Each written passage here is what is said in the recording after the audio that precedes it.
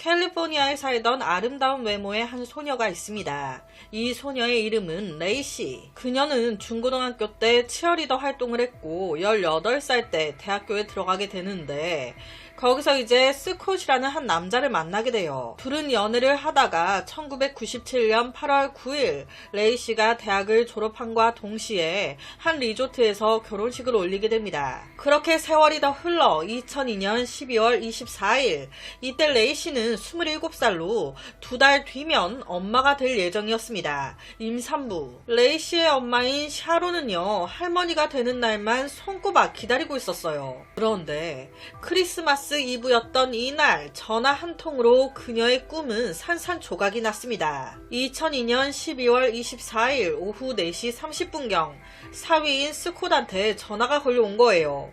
어머니, 혹시 집에 레이시 있어요? 이 말에 샤론은요, 당황했어요. 네 와이프 네 집에 있겠지. 우리 집에 안 왔는데? 내 딸이 왜? 뭐야 지금? 이 말에 스콧, 어머니, 레이시가 사라졌어요. 스콧 왈. 오후에 자기가 낚시 갔다가 집에 들어왔는데 레이시가 없더라. 전화해도 안 받고. 지금 몇 시간이 지났는데도 깜깜무소식이다. 혹시나 친정집에 갔나 싶어 전화해본 거다. 이 엄마 샤론은요, 누구보다 내 딸 레이시의 성격을 잘 알고 있었습니다. 이렇게 아무 말도 없이 갑자기 집을 나가거나 하루 종일 연락이 안 될 애가 아니야. 게다가 레이시는 당시 임신 8개월 차였어요. 거기다 24일 크리스마스 이브잖아요. 이날 저녁에 레이시가 자기 집에서 가족들 다 모여 저녁 먹자고 자기가 다 준비해 놓겠다고, 가족들 모임 저녁 약속이 다 돼 있었단 말이에요. 이런 애가 갑자기 뭐 어딜 가겠어요. 놀란 가족들 바로 딸 레이시가 자주 가던 공원 근처부터 마을을 샅샅이 뒤지기 시작합니다. 하지만 찾지 못해요. 경찰에 레이시의 실종 신고를 하게 됩니다. 경찰은 조사를 위해 레이시와 스콧의 집을 확인하기 시작합니다. 집은요, 깔끔하게 다 정리가 돼 있었어요. 그녀의 집 열쇠, 차 열쇠, 지갑과 선글라스까지 다 가지런히 놓여져 있었습니다. 거기다 자기 집에서 가족들 저녁 먹기로 돼 있었잖아요. 가족들한테 줄 선물 같은 것도 다 포장이 돼가지고 어느 정도 좀 준비가 된 상태였습니다. 아무 문제가 없어 보이는 진짜 딱 사람만 사라진 상태. 그런데 이 경찰관 한 명이 이상한 걸 하나 발견합니다. 주방에 변호사 광고 팜플렛 전단지가 있는 거예요. 누가 변호사 선임하려고 알아보고 계셨나봐요. 팜플렛이 왜 여기 있을까? 스콧은요, 레이시를 마지막으로 본 사람이었습니다. 바로 경찰의 제1용의선상에 오르죠. 더 의심을 산 건 경찰 조사에서 보인 그의 행동이었어요. 지금 아내가 사라졌어요. 내가 용의선상에 올랐습니다. 그러면 보통 내 억울함을 빨리 벗기 위해 최대한 경찰 수사에 협조하게 되는데 이때 그는요, 경찰이 거짓말 탐지기 하자고 하니 거부합니다. 이뿐이게요. 경찰 레이시를 찾기 위해 이것저것 그에게 물어보기 시작하는데 여러 물음에 이 남자 제대로 답변도 안 해줘요. 뭐 자기 아내가, 아니 아내의 뱃속 아기까지 사라졌는데 이 남자 왜 이렇게 수사에 비협조적이야? 이상해. 그런데 이와 반대로 레이시 가족은요, 경찰 앞에서 스콧을 두두네요. 스콧은 절대 범인이 아니라고, 내 딸을 어떻게 했을 리 없다고, 걔네 둘이 얼마나 사이가 좋았는데 지금 엄한 사람 잡고 있는 거라고. 가족들의 증언에 뒷받침하듯 레이시가 실종된 그 시간 스콧은 정확한 완벽한 알리바이가 있었습니다. 자기는 되게 열정적인 낚시 매니아라는 거예요. 그래서 그날 크리스마스 이브 오전 9시 30분부터 버클리의 한 바다로 144km를 혼자 운전해 갔다는 겁니다. 오롯이 낚시하려고. 분명 자기가 낚시를 하려고 집을 나설 때 그때 아내 요리 TV 프로그램을 보고 있었다는 거예요. 나 낚시 갔다 올게 했더니 응, 갔다 와. 나는 조금 있다가 근처 공원에 강아지 산책이나 좀 시키고 와야겠어 라고 말을 했었다는 겁니다. 그렇게 집을 나온 그 후 약 2시간 반 정도를 달려 낮 12시 54분경에 낚시하러 바다에 도착했습니다. 그렇게 막 낚시하다가 오후 2시 15분경에 음성 메시지 하나를 보냈다는 거예요. 여보, 지금 뭐해? 지금 2시 15분인데 나 슬슬 집으로 출발하려고. 그리고 그는 그날 오후 4시 30분쯤 집에 돌아옵니다. 경찰은요, 이게 조금 이상했어요. 보세요. 2시간 반을 달려서 12시 54분에 낚시하러 바다에 도착했대요. 그리고 2시 15분에 집에 간다고. 그럼 1시간 정도밖에 낚시를 안 한 거잖아요. 2시간 반을 달려와가지고 1시간 하고 집에 가? 이 스콧이 보냈다는 메시지도 확인했습니다. 이동 경로 다 확인했어요. 그런데 맞아. 이에 경찰은 아내가 강아지 산책시켜야겠다고 그 말을 했다고 하니 정말 산책을 시켰을지 그런 목격자가 있을 법도 하잖아요. 바로 주위 탐문 수사에 들어갑니다. 다행히도 얼마 안 가 목격자 한 명이 나와요. 이웃 주민인 카렌이 오전 10시 18분경에 스콧 집 앞에서 혼자 방황하는 골든 리트리버 맥켄지를 봤었다는 거예요. 이 맥켄지는 레이 씨와 스콧이 키우는 강아지였습니다. 그런데 이때 맥켄지의 상태가 온몸이 진흙투성이의 강아지뿐이었다는 거예요. 주인 스콧이나 레이 씨는 어디 가고 진흙투성이인 개만 있어? 이게 너무 이상했대요. 왜냐, 평소 레이 씨는요, 이 개를 진짜 자기 자식처럼 아꼈다고 해요. 어딜 가든 늘 함께. 그런 여자가 맥켄지를 혼자 두고 어디 가버렸다? 이거는 말도 안 되는 상황이었던 거예요. 이 이웃 주민 카렌의 증언이 맞다면, 그렇다면 아무래도 10시 18분 전에 레이 씨에게 무슨 일이 생겼을 가능성이 높습니다. 그러니까 맥켄지가 방치돼 버린 거지. 그녀의 실종 소식이 알려지면서 30여 명의 경찰과 레이 씨의 가족들, 이웃들, 자원봉사자들까지 다 해서 주변 공원부터 하천, 강가까지 다 수색합니다. 이틀 동안 약 900여 명의 사람들이 동원됐대요. 하지만 아무것도 발견되지 않아요. 도대체 레이 씨 어디로 가버린 걸까요? 이 사건에는요, 수색을 도와주신 분들이 많은 만큼 스콧과 레이 씨를 봤다는 목격자들도 무려 31명이나 됐습니다. 24일 오전에 스콧이 낚시하는 걸 내가 봤다. 24일 오후에 레이 씨처럼 생긴 임산부를 봤어요. 공원에서 개를 산책시키고 있더라. 이 목격자 진술이 사실일 경우 스콧은 정말 레이 씨 실종에 아무런 관련이 없습니다. 그런데 경찰은 이 목격자들의 증언에서 뭔가 좀 이상함을 발견해요. 아니, 레이 씨처럼 생긴 임산부를 봤다. 개 산책을 시키고 있었다. 그런데 이런 증언을 해준 목격자들이 거의 다 다른 주에 사는 사람들인 거예요. 지금 서울에서 실종이 됐는데 그녀를 봤다고 주장해준 사람들이 다 부산 사람들이야. 이웃 주민들이나 이런 사람들이 아니야. 스콧 목격담도 그래요. 거의 다 다른 주에 사는 사람들 얘긴 거예요. 약간 정보의 정확도가 정확한 건가? 이거 믿어도 되나?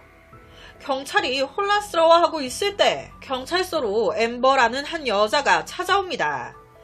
저 쓱한 여자친구인데요. 뭐야, 내 연녀야? 이 엠버 왈 자기 미혼모래요. 약 한 달 전인 11월 20일 스콧을 알게 됐는데 내 아들한테도 너무 잘하고 나한테도 잘하니 둘이 결혼을 생각하고 만나고 있었다는 겁니다. 그런데 이상한 건 이 남자가 종종 출장 간다고 하고 며칠 연락도 안 되고 며칠 지나 다시 집에 와서 또 아무렇지도 않게 행동하고 그러다가 12월 9일 알게 됐다는 거예요. 뭐야, 이 남자 결혼한 유부남이었어? 그러니까 그 전까지 모르고 만났던 겁니다. 지가 말을 안 하고 숨겼으니까 총각 행세했겠죠. 그는요, 12월 9일 날 결혼했다 인정하는데 덧붙여서 하는 소리가 맞아, 나 결혼했어. 아니, 결혼했었지. 그런데 지금은 거의 혼자나 다름없어. 아내가 죽었으니까. 이번 다가오는 성탄절이 아내 없이 맞이하는 첫 번째 성탄절이 되겠네. 아니 여러분, 아내 레이씨가 사라진 건 24일이에요. 그런데 12월 9일날 이 말을 했다는 거예요. 당연히 이때 레이씨 살아있었습니다. 그러니까 이 새끼가 또 엠버한테 거짓말을 했던 거죠. 12월 9일날 아내가 죽었다고 얘기했는데 12월 24일날 정말 아내가 사라졌네. 엠버는요 이런 그의 말 믿었대요. 오히려 그래서 막 더 안쓰러워하고 그랬구나, 내가 미안해. 거기다 스콧 이때 마지막으로 전철을 그리워하면서 크리스마스 이브에 낚시할 거라고 배를 하나 샀다는 겁니다.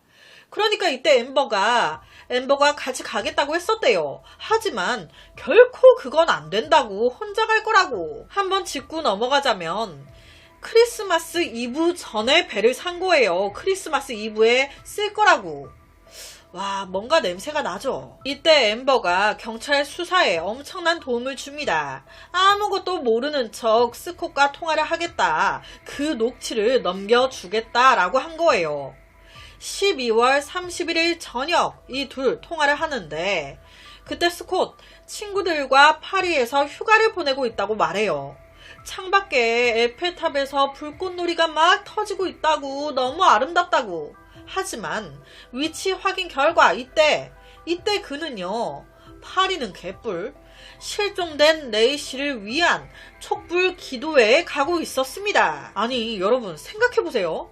지금 실종된 아내가 살아있길 바라는, 얼른 나타나길 바라는 그런 기도회에 가는데 이 스콧 엠버와 통화하면서 거짓말 살살 치면서 막 웃고요. 웃고 행복하다고 하고요. 전혀 슬픈 기색 1도 내비치지 않아요. 이게 정상적인 남편의 모습입니까? 레이씨의 가족들은요 그의 이런 소식을 듣고 충격을 먹었습니다. 우리가 본 스콧은 정말 레이씨한테 잘하는 애처가였는데 뒤로는 이게 뭐야? 2003년 1월 6일 다 뽀록 났죠. 그는요 인정합니다. 엠버와 불륜 사이였다, 맞다.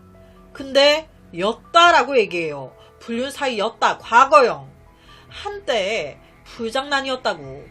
내가 정말 사랑하는 사람은 레이씨라고. 하지만 이 말 앞뒤가 안 맞죠. 아내가 실종된 거에 대해서 전혀 아무렇지도 않아 하던데. 이 스콧은요 레이씨가 실종 상태인데 바로 그녀의 차 랜드로버 팔아버립니다. 그리고 픽업 트럭을 하나 사요. 그리고 둘이 같이 살던 집 있죠. 이것도 팔려고 하다가 걸려요. 다른 곳으로 이사 가려다가 걸린 거예요. 참 이상하죠. 그녀는요 죽었는지 살았는지도 몰라요. 실종 상태인 거잖아요. 일반 가족이면 쉽게 이사 못 갑니다. 그녀가 다시 집으로 돌아올 수도 있으니까. 그런데 지금 이 스콧의 행동은 레이씨? 절대 못 돌아와. 왜? 죽었으니까. 죽었는데 어떻게 와? 그녀가 죽었다고 확신하고 있는 듯 보여요. 시간이 지날수록 사건의 단서는 줄어가고 수사도 난항에 부딪힙니다. 그런데 약 4개월 정도 흘렀을 때 2003년 4월 13일 아무도 예상치 못한 곳에서 단서가 나와요. 한 커플이 샌프란시스코 바닷가를 거닐다가 되게 작은 무언가를 발견한 거예요. 저게 뭐야? 가까이 갔더니 엄청 작은 남자 태아가, 그리고 바로 다음날 똑같이 샌프란시스코의 한 바닷가에서 한 여성의 시신이 발견됩니다. 발견된 시신은요 바닷물에 너무 오래 있어 엄청 심하게 부패돼 있었어요. 우선 목, 머리, 팔, 다리가 다 사라져가지고 몸통만, 그 몸통도 부패가 심해 인간이 아닌 것처럼 보였대요. 실제 장기들도 딱 한 장기 빼고 다 사라진 상태. 자궁만 딱 남아있었다고. 조사 결과 당연히 레이씨와 곧 태어날 아들이었습니다. 그런데 여기서 팩트는 이 시신 두구가 발견된 곳이 스콧이 낚시를 했다고 주장한 그 낚시 포인트와 가깝네. 이걸 확인한 그 순간 경찰 촉이 팍 왔대요. 이 새끼 어떤 조치를 취해야 한다. 우선 먼저 못 도망가게 잡아들여야 한다. 그래서 4월 13일 날 시신이 발견됐거든요. 시신 확인되고 진짜 거의 바로 18일 날 샌디에이고에서 스콧을 체포해버립니다. 역시나 경찰 촉 대단해요. 이때 스콧이요, 머리를 금발로 염색했네. 멍 기르지도 않던 콧수염까지 잔뜩 길렀네. 거기다 체포 당시 그의 가방에서 약 2천만 원이 넘는 돈이 모두 현금으로, 이뿐이게요, 가방 안에 캠핑 장비에다가 텐트에다가 무슨 휴대폰만 4개가 나와요. 갈아입을 옷들에 자기 운전면허증 플러스 지 형 운전면허증을 왜 챙긴 거야? 당시 그가 잡힌 곳은요, 샌디에이고였어요. 이 샌디에이고 역에서 멕시코 국경까진 멀지 않았습니다. 이건 누가 봐도 이 새끼 멕시코로 토끼라 그랬네. 경찰은요, 조사를 하면서 또 알게 됐습니다. 스콧 오랫동안 돈 문제로 끙끙 앓고 있었네. 2002년 12월 레이시가 사라졌을 때, 이때 이들은요 거의 적자 생활을 하고 있었어요. 신용카드 빚도 어마어마하고. 그런데 기가 막힌 타이밍이죠. 레이시가 죽기 전 3억 원에 달하는 사고보험을 들어놨네. 이 보험의 수혜자는 스콧이었습니다. 그러니까 아이와 아내를 죽인 이유 돈 때문에. 거기다 내연녀도 있었죠. 나 아빠 되기 싫어. 그냥 총각처럼 계속 연애만 하면서 살고 싶어. 돈돈거리면서 살기도 싫어. 그래서 아내와 아이를 죽이고 그 나온 돈으로 내연녀 앰버와 호의호식하며 살라고. 확인 결과 실제 그는 12월 20일부터 해가지고 약 이틀간 낚시 면허를 취득합니다. 그리고 이브날 낚시하겠다고 그 전에 배도 사놓고 딱 24일 이브날 낚시를 진짜 갔다고 했죠. 실제 스콧의 집에서 낚시 미끼 끼우는 고리 화면에 이걸 발견했어요. 그런데 전혀 개봉하지 않은 새 거였습니다. 즉 여러가지 촉이 24일 그날 낚시를 안 한 것 같은 거예요. 이에 경찰이 살짝 떠보려고 물었습니다. 12월 24일 날 낚시하러 갔다면서 그날 미끼 뭐 썼어요? 그런데 이 물음에 대답을 못해. 기억이 안 난다는 거예요. 여러분, 이게 말이 됩니까? 낚시 매니아로서 크리스마스 이브에도 아내를 떠나 낚시하러 갔던 남자예요. 그런데 미끼 종류가 기억이 안 나? 지렁이인지 뭔지 몰라? 이상하죠? 자기도 뭔가 좀 느낀 건지 덧붙이는 말이, 사실 그날 낚시하러 갔는데 갑자기 비가 와가지고 제대로 낚시를 못했어요. 진짜? 날씨 일기예보 확인해 보니 그날 비 안 왔는데. 그러니까 다 거짓말인 거예요. 지금 왜 거짓말해? 캥기는 게 있으니까. 경찰은요, 사건 일어나기 얼마 전에 구매했다는 스콧의 배를 조사했습니다. 그런데 역시나 그 배 안에서 레이시의 머리카락 2개가 나와요. 그러니까 드는 생각이, 와, 이 새끼 이거 그날 24일 낚시하러 간 게 아닌 배 안에 시신 넣고 바다 한가운데 유기하려고 갔던 거 아니야? 그러니까 시신이 몇 달 지나 해안가로 떠밀려 내려온 거죠. 거기다 플러스로 경찰, 스콧이 사건 발생 전 콘크리트를 잔뜩 구매한 사실을 발견합니다. 그러니까 딱 드는 생각이, 그날 배 타고 바다로 나가서 아래처럼 그 배 안에서 시신 몸에 콘크리트를 묻혀가지고 물속에 가라앉게끔 던진 거지. 시간이 흐름에 따라 물속에서 막 부패되고 여러가지로 훼손되고 하면서 결론은 그녀의 시신 일부가 없어진 거예요. 그러면서 머리도 툭 끊어져 버린 거지. 이건 추정이에요. 경찰은 시신이 발견된 해역을 모두 수색했습니다. 하지만 물속에서 더 이상 단서는 발견하지 못해요. 그 외 살해 도구도 발견하지 못합니다. 직접 증거가 하나도 안 나온 거예요. 이 조사는요, 무려 10년 넘게 계속됩니다. 무려 약 18년 후인 2020년 8월 간접적인 증거만으로 법원 살인 혐의 인정, 그에게 사형이 선고돼요. 그런데 2021년 이 선고 뒤집힙니다. 가석방 없는 종신형으로 감형이 된 거예요. 그리고 현재 2024년 이 사건은 끝나지 않았습니다. 미국 로스앤젤레스의 그 무죄 전문 변호사? 뭐 억울한 사람들 다시 재수사해주는 약간 그런 변호사 있잖아요. 그분들이 이 사건을 넘겨받았대요. 그들은요, 재판 당시 언급되지 않은 부분이 있다 라고 하면서 크리스마스 이브 레이시가 사라진 그날 그의 집 건너편에서 도난 사건이 발생했다. 그리고 레이시가 사라진 바로 다음날 그의 집에서 1km 정도 떨어진 곳 트럭에서 불이 났다. 그 트럭 트렁크 쪽에 붉은 자국이 발견됐다. 이는 여기서 어떤 종류의 사건이 벌어졌다는 걸 나타낸다. 하지만 당시 검찰 이 두 사건 전혀 수사하지 않았다. 모든 수사의 초점을 애초부터 맨 처음부터 스콧으로 잡고 직접적인 증거가 없음에도 불구하고 그를 계속 몰고 갔다. 그게 결국 엄한 사람을 유죄 판결까지 받게 만들었다라고 주장했습니다. 실제 한 인터뷰에서 스콧은요, 시종일관 차분하게 내가 아무렇지도 않아 보인다고 진짜 아무렇지도 않은 게 아닙니다.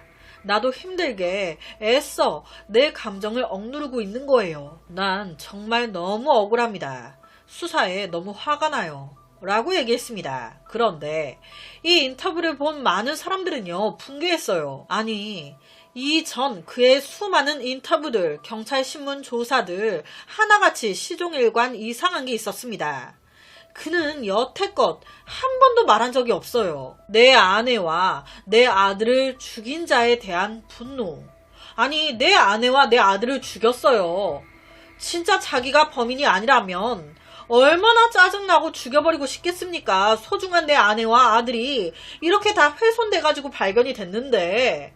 그런데 수십 년이 지난 지금까지도 이 범인에 대한 이 분노를 전혀 표출하지 않고 있다는 게 이것 또한 정상적인 아버지, 남편의 모습인 걸까요? 이것 자체가 말하고 있는 게 아닐까 싶은데 이 사건은 아직도 뜨거운 논쟁거리로 남아 있습니다. 그러나 믿어 의심치 않죠. 시간은 우리에게 최종 답을 알려줄 거라고. 여러분의 생각은 어떠신가요? 이건 누가 봐도 내연녀도 있었겠다, 보험금도 드러났겠다, 배에서 머리카락 나왔겠다. 그렇다면 어떻게 죽인 걸까? 8개월 임산부였는데. 그래서 오늘은 사형에 종신형도 나오고 했지만 현재까지도 계속 진행 중이라는 한 사건을 가지고 왔습니다.